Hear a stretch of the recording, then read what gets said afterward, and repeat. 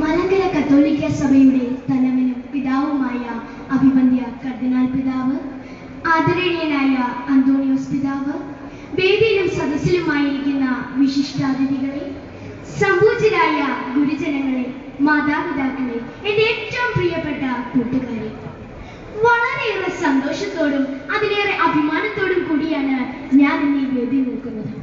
കാരണം പഴമയുടെ പെരുമ പേർന്ന ഈ കലാലയം അടൂരിന്റെ ഹൃദയത്തുടുപ്പായിട്ട് നീണ്ട 50 വർഷം പിന്നിടുകയാണ്.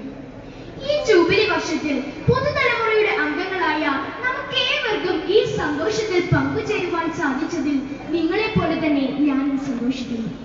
കഴിഞ്ഞ 50 വർഷമായി അടൂരിന്റെ സാമൂഹിക, സാംസ്കാരിക, വിദ്യാഭ്യാസ മേഖലയിൽ വളരെയേറെ സംഭാവനകൾ നൽകിയിട്ടുള്ള ഒരു സ്കൂളാണ് അടൂർ ഹോളി ഏഞ്ചൽസ് എന്നതിൽ നമുക്ക് അഭിമാനിക്കുവാൻ വകയുണ്ട്. മന്ത്രി അടൂർ പ്രകാശിനെ പോലെ, ഐഷാറാണി IAS പോലെ, അന്തോണിയോസ് പിതാവിനെ പോലെ അനേകം പ്രതിഭാധനരെ വാർത്തെടുത്ത് സമൂഹത്തിന് നൽകിയ ഹോളി ഏഞ്ചൽസിന്റെ പ്രവർത്തനം നിസ്സലമാണ്. ലോകത്തിന്റെ വിവിധ ഇടങ്ങളിലും വിവിധ സ്ഥാനങ്ങളിലും ഇന്നായിരിക്കുന്ന അനേകം ആളുകൾക്ക് വെളിച്ചം പകരുവാൻ എന്റെ സ്കൂളിന് കഴിഞ്ഞിട്ടുണ്ട് എന്നതിൽ ഞാൻ അഭിമാനിക്കുന്നു. ഒരു മനുഷ്യന്റെ ശാരീരികവും മാനസികവും ആത്മീയവും ഭൗതികവുമായ എല്ലാ തലങ്ങളിലുമുള്ള സമഗ്ര വികസനമാണ് വിദ്യാഭ്യാസം. എന്നാൽ വിജ്ഞാനം വിരൽത്തുമ്പിലെത്തി നിൽക്കുന്ന ഈ കാലഘട്ടത്തിൽ ബുദ്ധി മാത്രം വികസിപ്പിക്കുന്ന ഒരു തലത്തിലേക്ക് ഹോളി ഏഞ്ചൽസ് മാറാത്തതിൽ ഞാൻ സന്തോഷിക്കുന്നു. 100-ൽ 100 മാർക്ക് വാങ്ങുന്നത് മാത്രമല്ല വിദ്യാഭ്യാസം. വിദ്യ കൊണ്ട് ഒരുവന് നന്മയുണ്ടാകും, സംസ്കാരമുണ്ടാകും.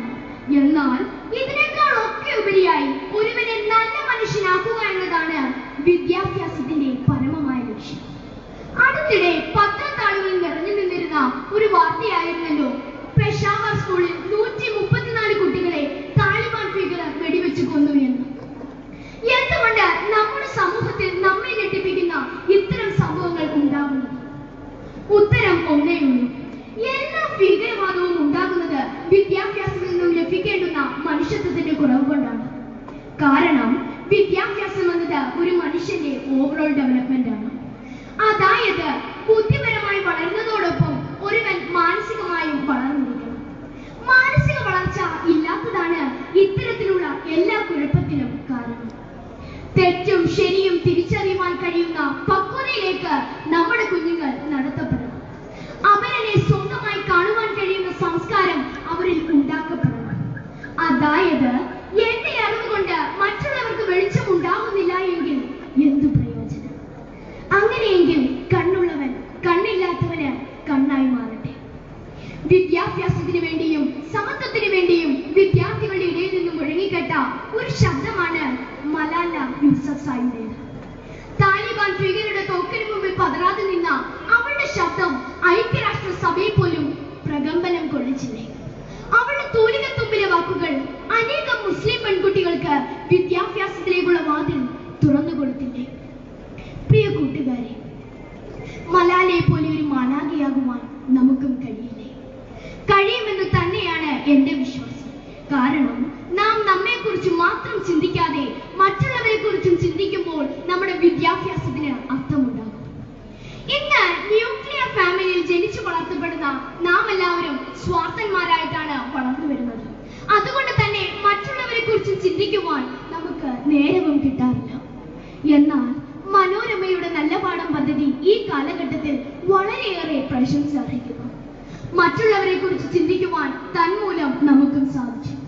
ഈ ജൂബിലി വർഷത്തിൽ നമ്മളിൽ ഒരാൾക്ക്, നമ്മുടെ പ്രിയപ്പെട്ട ഒരു കൂട്ടുകാരന് വീട് വെച്ച് നൽകുവാൻ ഹോളി ഏഞ്ചൽസിന് സാധിച്ചതിൽ നിങ്ങളെ പോലെ തന്നെ ഞാനും സന്തോഷിക്കുകയും അതിലേറെ അഭിമാനിക്കുകയും ചെയ്യുന്നു. 18 പുരാണങ്ങളുടെയും അന്തസത്തയായി വേദവ്യാസൻ 2 കാര്യങ്ങൾ മാത്രമേ പറഞ്ഞിട്ടുള്ളൂ. 1. പരോപകാരമാണ് പുണ്യം. 2. പരപീഡനമാണ് പാപം. അതുകൊണ്ട് 3000-ഓളം കുട്ടികൾ പഠിക്കുന്ന ഈ കലാലയത്തിൽ നിന്നും പഠിച്ചു പുറത്തിറങ്ങുന്ന ഹോളി ഏഞ്ചൽസിന്റെ മക്കളായ നമുക്കേവർക്കും ഈ അന്തസത്ത ഉൾക്കൊള്ളാം. ലോക സമസ്ത സുഖിനോ ഭവന്തു. ലോകത്തിലുള്ള ഏവർക്കും നന്മയുണ്ടാകട്ടെ എന്ന പ്രാർത്ഥനയോടെ പ്രിയപ്പെട്ട എന്റെ ചേട്ടന്മാരെ, ചേച്ചിമാരെ, കുഞ്ഞനുജന്മാരെ, അനുജത്തിമാരെ, നമുക്ക്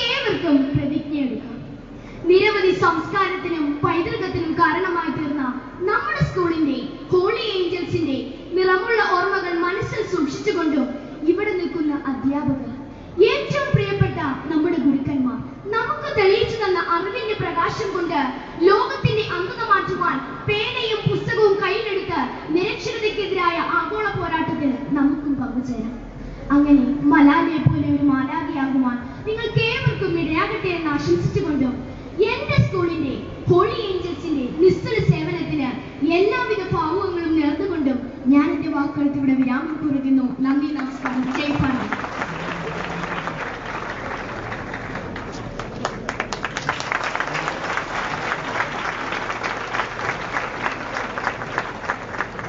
Nice speech. I invite our respected municipal